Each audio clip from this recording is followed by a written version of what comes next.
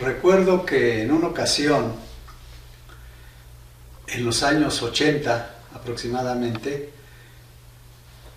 me habían hecho favor de nombrarme magistrado del Tribunal Superior de Justicia, pero nunca me dieron posesión, nada más me dieron el nombramiento. Era tan rígido el gobierno conmigo, tan tirano y tan persecutorio, que nunca me dio posesión. Entonces aquello quedó en el aire. Estamos hablando de los años 85 aproximadamente.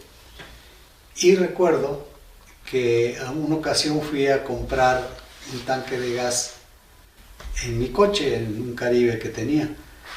Y eché el tanque en el coche y me fui con mi esposa a traer el gas. Y en un lugar de regreso, en un lugar de Iturbe, donde hay la carretera es muy ancha y que casi hay otros dos tantos de carretera hacia el lado izquierdo. En ese preciso lugar encontramos a una camioneta con 4 o 5 personas en la cabina, una camioneta doble rodada, pero se veía que venían fuerte, y lo que hicieron fue ocupar el carril contrario, o sea, aventarme la camioneta de frente y en carril contrario, o sea, para que yo posiblemente o chocara con ellos o a ver qué hacía. Y lo que decidí, ya no me dio tiempo de irme a la derecha, sino me fui a la izquierda, como había un campo grande. Ahí me fui y me sorprendieron y me salí. Y entonces ellos me separaron también y me hicieron señas con unas botellas, me diciendo, vente, mira, para que peleáramos o algo. Entonces yo lo que hice, me jalé discretamente, pero seguí mi camino, porque pues yo realmente no tenía por qué ya atender a sus llamados. Y ellos, cuando me vieron que me jalé para acá, para Tlahuelilpan, ellos se dieron la vuelta en U y me persiguieron. De tal manera que la camioneta que yo traía era una camioneta Caribe, pero nueva, pero era diésel y no corría mucho. La velocidad de esas camionetas son más discretas, no son de alta velocidad. Pero yo le metí todo el acelerador a la camioneta nueva y ellos me seguían. Resulta que no lograron alcanzarme, y ya después de que llegamos aquí a Tlahuelilpan, donde está una gasolinera, pues yo ya sentí alivio, porque dije, aquí cualquiera me puede auxiliar y las cosas pueden cambiar. Resulta que me metí por las calles que circundan a mi casa, y en rápido llegué a la casa, y tenía yo un arma que era un rifle M1, que lo puse, era para la guardia de mi casa, para el resguardo, y lo subí a la camioneta, a otra que tenía del mismo modelo, nueva, y me salí para alcanzar a estos fulanos. Resulta que los encuentro en la gasolinera, se les había ponchado una llanta, y entonces pues me bajé y con el arma que llevaba los sometí, les dije que pues los tenía que llevar detenidos por lo que habían hecho, y se me ocurrió traerlos al local que se ocupaba como cárcel municipal. Por lo tanto yo tenía acceso a ese lugar, porque aquí tenía yo pues una fuerza de opinión muy importante, y la gente me oía.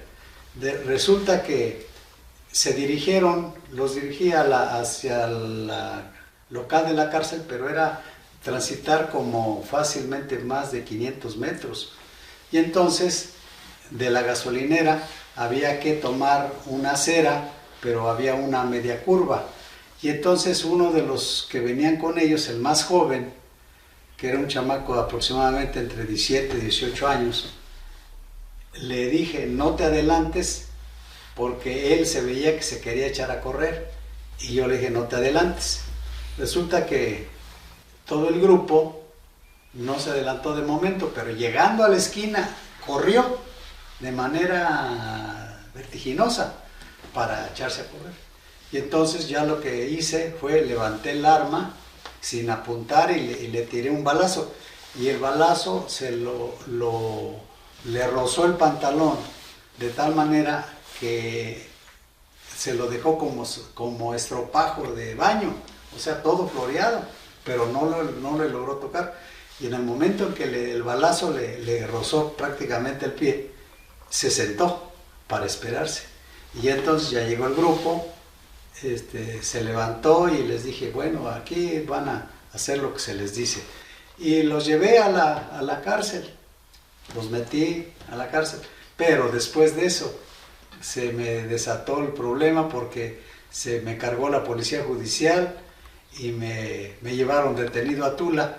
Y resulta que el muchacho del balazo era el hijo del jefe de la policía judicial de Tula. Y entonces al llegar a Tula, pues el jefe me dio un revés, pero un golpe fuerte, como para desquitarse de lo que había pasado. Pero pues yo realmente no sabía ni quién eran ellos. Y ese día estaba ahí la licenciada Marta Jiménez Trejo, y ella me conocía, había sido mi alumna y sabía más o menos de mi historia, de mi trabajo y demás. Y ella también conocía al jefe de la judicial, por lo tanto decidió hablar con él para mediar las cosas y bajarle el coraje que tenía. Y resulta que sí, efectivamente arregló, y ella salió y me dijo, mire, que si está de acuerdo en dejar el arma que había ocupado, que era el rifle M1 nuevecito, que se los deja y ya que ahí queda todo. Y sí, acepté. Vine porque ya el rifle no lo llevaba, vine por el rifle, se los llevé y quedó resuelta la situación de esa manera. Pero uno de los personajes ahí también muy notables era un fulano que era madrina de los policías judiciales, un señor que le decían el Platanazo, pero como de 2 metros de estatura, pero doble ancho, o sea, el señor era un ropero, un señorón, y era uno de ellos. Entonces, cuando se sucedieron los hechos, les dije, aquí los espero las veces que quieran. Pues sí, pero eso los dije de momento. Pocos días después lo encontré en una feria y no, pues yo vi y a temblar de miedo porque el señor estaba imponente. Afortunadamente en esa ocasión, en una feria de Tetepango, no me dijo nada y no pasó a mayores. Pero sí, el señor era un señorón. Y los demás eran judiciales. Los demás, o sea que eran como 3 judiciales, el hijo y el Platanazo famoso. Pero bueno, nos pasamos un gran susto con esa situación. Posteriormente supe, porque mi esposa tomaba clases con una vecina, la maestra Cristina Martínez, que estas personas querían quitarme a mi esposa en esa mañana. Así que bueno, pues desgraciadamente así suceden las cosas y a veces tiene uno que, para defenderse, tiene uno que hacer muchas cosas. Muchas gracias.